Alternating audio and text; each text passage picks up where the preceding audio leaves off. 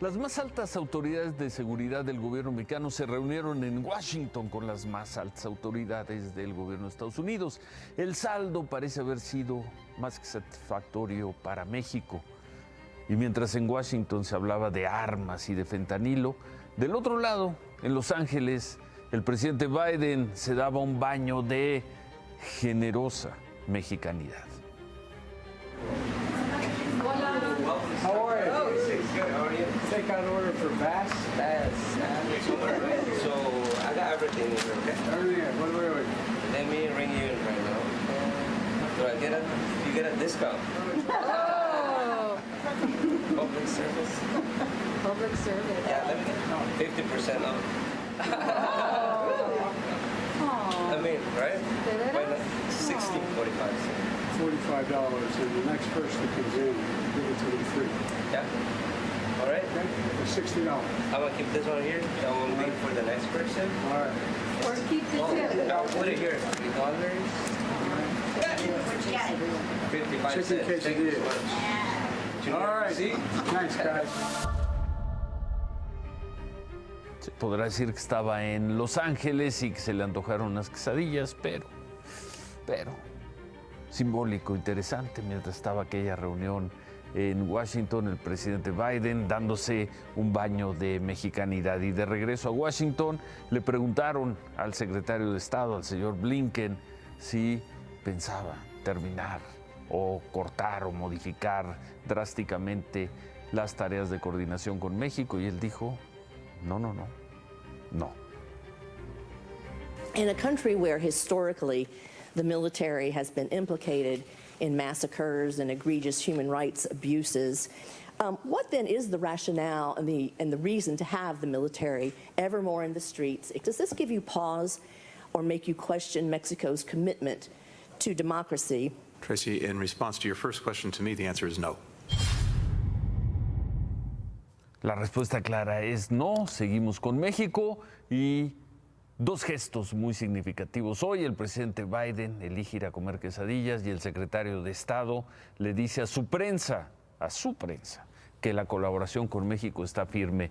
Buen día para las relaciones México-Estados Unidos y buen día sin duda para el canciller y precandidato presidencial Marcelo Ebrard. Después de estas reuniones, él fue la cabeza, estuvieron varios secretarios. Buen día para él. ¿Cómo fue un buen día para el secretario de Gobernación y precandidato Adán Augusto López, que se fue de gira con la medalla de haber sacado con notable mayoría la reforma en la Cámara de Diputados sobre la Guardia Nacional y las Fuerzas Armadas? Y un buen día también para la jefa de gobierno y precandidata Claudia Sheinbaum, quien presentó un informe sobre la baja de delitos en la Ciudad de México. Buen día para los tres. Bueno, para los tres. Y mientras tanto, el presidente López Obrador jugó, porque pues eso fue lo que hizo, jugó con una lista de 42 probables, posibles, supuestos candidatos opositores a la presidencia, entre ellos Chumel Torres, Xóchitl Gálvez, Gustavo de Hoyos, Emilio Álvarez y Casa, quien le respondió al presidente en un tuit y le dijo: usted incapaz de gobernar, 4 años de costosa frivolidad y en su programa humorístico sigue perdiendo el tiempo. Presidente, le hemos pagado peso por peso su salario y más, desquítelo, póngase a trabajar, es dinero del pueblo, de ese pueblo sin residencias o albercas en Estados Unidos.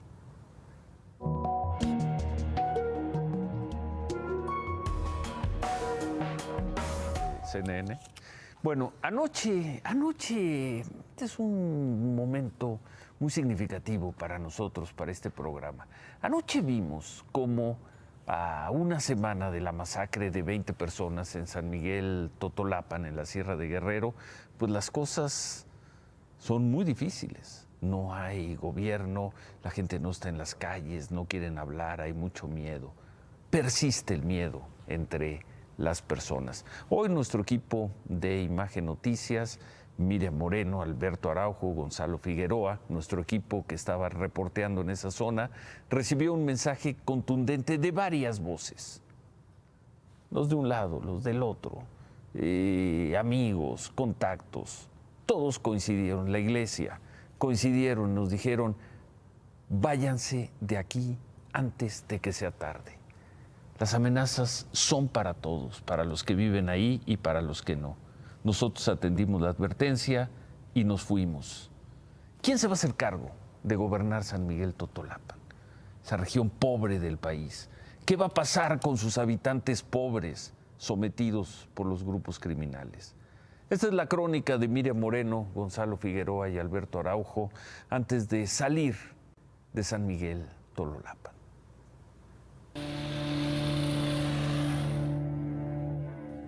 La crisis de seguridad la han estado resolviendo poniendo puestos de control desde Ciudad Altamirano y intensificándolos aquí en la entrada de San Miguel Totolapan. Sin embargo, la crisis política desatada con el asesinato del presidente municipal y parte de su cabildo no se ha podido resolver.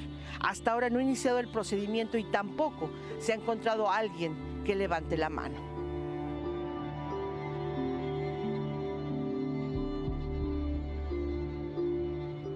Y levantarla no solo será una cuestión de valentía, sino de preguntarse con qué grupo delictivo se alineará el nuevo presidente municipal. Porque toda esta seguridad no ha limitado la amenaza sobre la población. Los delincuentes y sus redes siguen operando ahí. Sus halcones reportan cada paso de la prensa y la policía. Es cuestión de tiempo, dicen en el pueblo, para que vuelvan a tomar el control. Mientras tanto, el pueblo espera la respuesta de si asumirá o no el cargo el presidente municipal suplente de San Miguel Totolapan, José Alberto Nava, quien sobrevivió a la masacre pero está herido y con la amenaza latente del grupo armado que atentó contra la vida del líder del pueblo, Conrado Mendoza, y su gente de confianza. La sucesión va lenta. No hay urgencia de que este municipio sin autoridad y bajo el yugo del narco recobre la tranquilidad que hace más de una década le robaron. Hoy todo apunta a que la definición de la nueva autoridad saldrá de la gobernadora Evelyn Salgado, quien deberá elegir una terna entre los pobladores para que el Congreso del Estado designe a un nuevo presidente municipal. El problema es que este palacio de gobierno ya está marcado.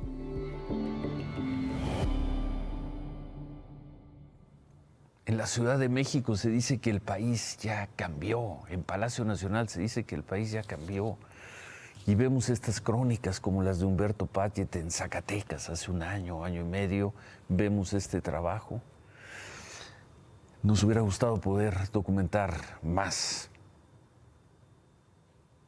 Nos hubiera gustado, cuando menos, poderle presentar ese trabajo a los habitantes de esa región, de esa zona, de esa parte del país. Tuvimos que salir hoy. Ojalá pronto podamos estar de regreso haciendo nuestro trabajo. Claudia, buenas noches. Ciro, buenas noches. Pues hablando de cárteles, las amenazas, el miedo, la incertidumbre, siguen gobernando gran parte de este país. Esta mañana el subsecretario de Seguridad, Ricardo Mejía, informó sobre la detención de César Augusto, conocido como el GAFE, líder del cártel Jalisco Nueva Generación, y quien estaría involucrado en la balacera de la Plaza Andares, en Zapopan, Jalisco, ocurrida el 9 de octubre. A el GAFE se le aseguraron 1000 pastillas de fentanilo. Además del ataque en la plaza comercial, también se le vincula con delitos como homicidio, secuestro y, de acuerdo con el gobierno federal, era el principal generador de la violencia en la zona metropolitana de Guadalajara. Y Guanajuato no está muy apartado de todo ello. Grupos criminales quemaron de nuevo una tienda Oxxo, pero esta vez en el municipio de Apaseo el Grande. Esto ocurrió en la comunidad de San José del Llano. Quizá no dejó personas heridas, pero apenas el martes quemaron un Oxxo en León y se suman a los 25 Oxxos que fueron quemados en agosto pasado. Por cierto, ahí en León también esta mañana 2 hombres intentaron incendiar una farmacia en Guadalajara, pero los policías llegaron a tiempo para impedirlo. Uno de los presuntos responsables logró ser detenido. Bueno, y ayer nos quedamos, estábamos esperando el resultado de la votación en Cámara de Diputados, se dio pasada la medianoche, 339 votos a favor, 155 en contra y se aprobó se aprobó la reforma a la Constitución que amplía hasta 2028 la participación de las Fuerzas Armadas en tareas de seguridad pública. ¿Qué sigue ahora? Bueno, por tratarse de una reforma constitucional, tiene que ser aprobada por al menos la 17 congresos estatales, algo que no tendrá ningún problema. Por lo pronto, rápidamente el Congreso de Oaxaca fue el primero en decir, aprobamos.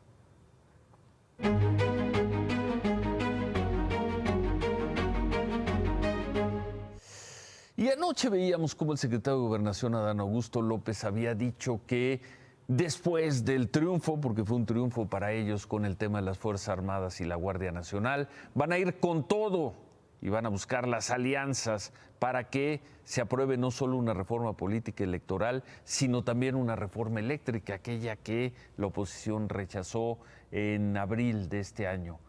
Eso dijo ayer el secretario de Gobernación. Hoy el presidente López Obrador le dijo, no, secretario, en el tema eléctrico ya no le muevan. Visitante frecuente a San Lázaro, el secretario de Gobernación gusta de desayunar con diputados. Ayer, Adán Augusto López se animó incluso a perfilar el horizonte de su operación política. Así como alguien dijo que París bien vale una misa, pues el país bien vale un buen acuerdo. Pues vamos a intentar recuperar temas como la reforma eléctrica, vamos a intentar construir una verdadera reforma electoral. Pero bastaron unas horas para que el presidente López Obrador lo corrigiera. Sí, disfruta de sus victorias legislativas, pero no, la reforma eléctrica no se va a recuperar. Se quedará como está, dijo, a pesar de las controversias planteadas por Canadá, pero sobre todo por Estados Unidos.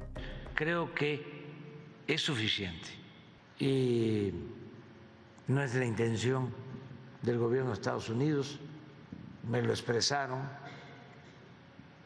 cambiar nuestras leyes. La bandera blanca alrededor de la reforma eléctrica y sus consultas parece ondear justo cuando los primeros colaboradores del presidente López Obrador se sentaron a la mesa en Washington, el mismo día en el que terminaron de limpiar la Secretaría de Economía en la Ciudad de México. Luz María de la Mora, subsecretaria de Comercio Exterior, cabeza de las consultas sobre la política energética que solicitó Estados Unidos y Canadá bajo el Tratado de Libre Comercio, dejó su cargo. Raquel Buenrostro le pidió su renuncia. Todo una semana después de que Tatiana Cloutier abandonara la misión. Con la reforma de la Guardia Nacional a salvo e iniciando su gira del aval, el interés presidencial se concentra en una reforma electoral. Y en ese carro, sus operadores políticos van juntos. Gobernación al volante y los diputados de copilotos. Nada más que aquí viene conduciendo. Estamos llegando al informe del gobernador de Sonora, Alfonso Durazo. Saludos.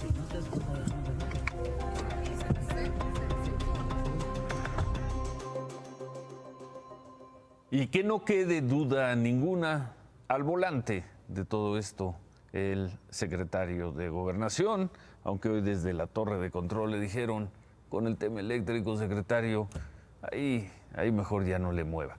¿Por qué dio marcha atrás el presidente López Obrador? Queda la pregunta. ¿Por qué no quiere discutir y en su caso intentar de nuevo modificar la Constitución en el tema eléctrico? ¿No calificó de traidores a la patria a los diputados que votaron en contra de la propuesta? El presidente López Obrador calificó hoy en la mañana la reforma, pues los cambios que se hicieron en abril, dice que, en fin, que son suficientes y lo hace el mismo día de las conversaciones en Washington. Hubo presión, hubo algún intento del gobierno de Estados Unidos para apretarlo en temas centrales, como puede ser el envío de remesas. Hay versiones que dicen que Estados Unidos simplemente dijo, toquen ese tema, insistan en no reconocer los contratos que tenían las empresas de Estados Unidos en México en el tema eléctrico y vamos a empezar a grabar las remesas vamos a empezar a apretar por el lado de las remesas. Quizá fue eso. Lo cierto es que hoy el presidente López Obrador dijo en el tema eléctrico, no más.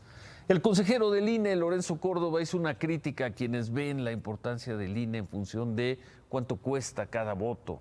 Lorenzo Córdoba aseguró que la importancia del INE está en garantizar la estabilidad política de México.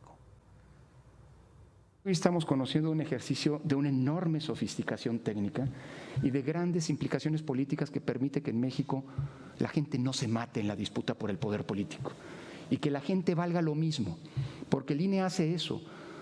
Y eso implica un trabajo de una enorme sofisticación técnica que en muchos países ni remotamente alcanza a acercarse.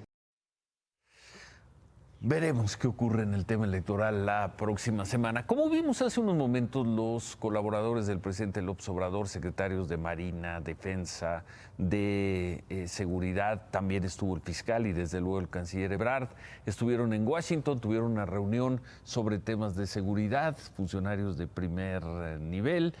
Ahí estuvieron. Por parte de Estados Unidos participaron el secretario de Estado Antony Blinken, el de Seguridad Alejandro Mayorkas, el fiscal Garland. En resumen, los principales funcionarios de seguridad o que tienen que ver con cosas de seguridad y justicia de los dos países. Fue una reunión en donde revisaron los resultados del acuerdo que firmaron hace un año y pues parece lo único claro es que para México la prioridad es frenar el tráfico ilícito de armas y para Estados Unidos reducir el tráfico de drogas, especialmente el fentanilo. Acordaron 13 puntos, ampliar la inversión en salud pública y seguridad, aunque no dieron montos, un plan de acción para frenar el tráfico de fentanilo, un reporte sobre tráfico de armas, en fin, a eso se comprometieron y esto fue lo que dijeron más tarde. I would disagree with the proposition that there have not been results. There have been, there are, but they're also not sufficient. Lots of lives have been saved as a result of our efforts. Es evidente que el entendimiento bicentenario está funcionando. Hay muchas cosas que nos faltan, claro. No quiere decir que ya se resolvió todo.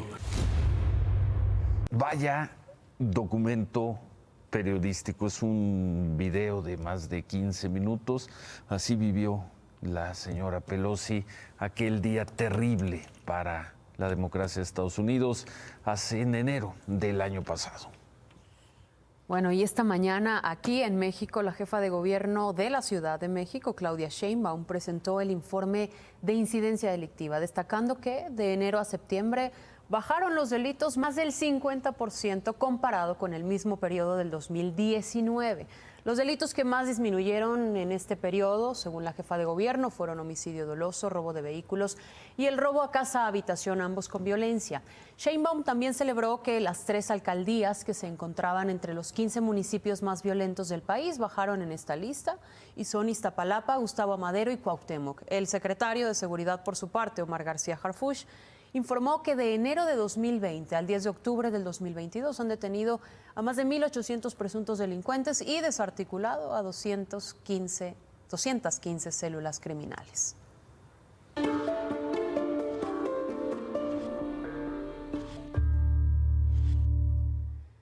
Y desde ayer los venezolanos que deseen entrar a Estados Unidos deberán hacerlo vía aérea y con una solicitud en línea llenada previamente, ya sea desde Venezuela o desde cualquier lugar donde se encuentren. Anoche adelantábamos que estas son las nuevas medidas impuestas por Estados Unidos para admitir en su territorio a 24,000 migrantes venezolanos. Pero además de estos requisitos, los venezolanos necesitarán un patrocinador desde Estados Unidos y un chequeo de seguridad para saber que tienen todas sus vacunas y cuentan con buena salud.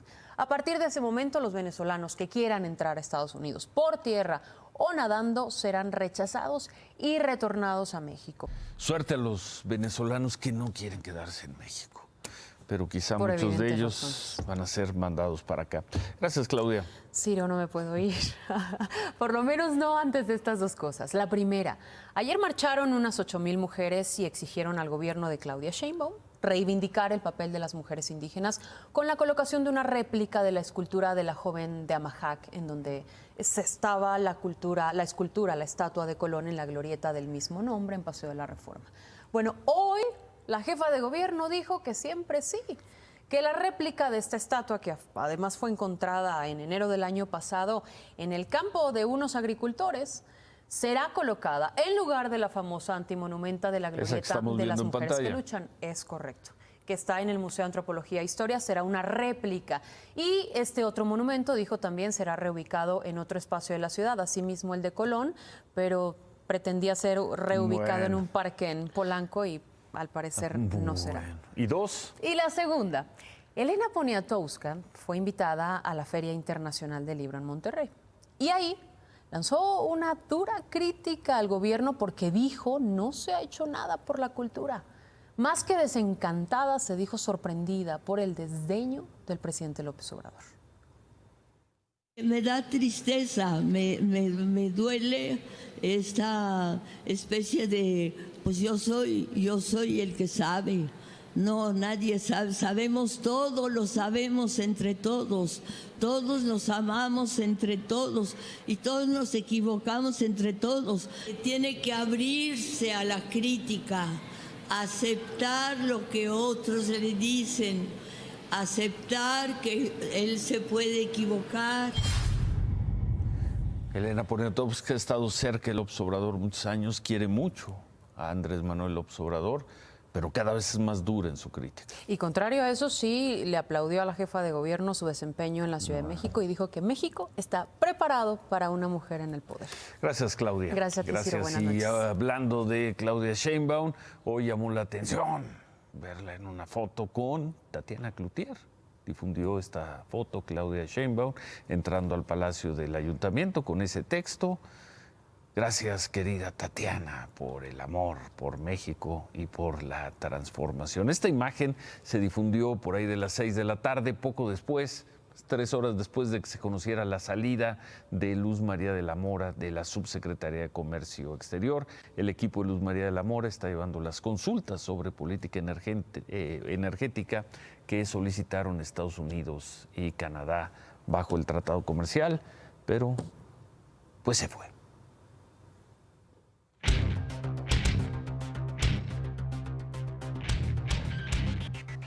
Así las cosas, David, buenas noches. Pues Raquel Buenrostro cometió su primer error como secretaria de Economía. Quiere trabajar con su equipo. Luz María de la Mora no era buena, pero sí sabe dónde están los cajones, sí sabe dónde están las cosas.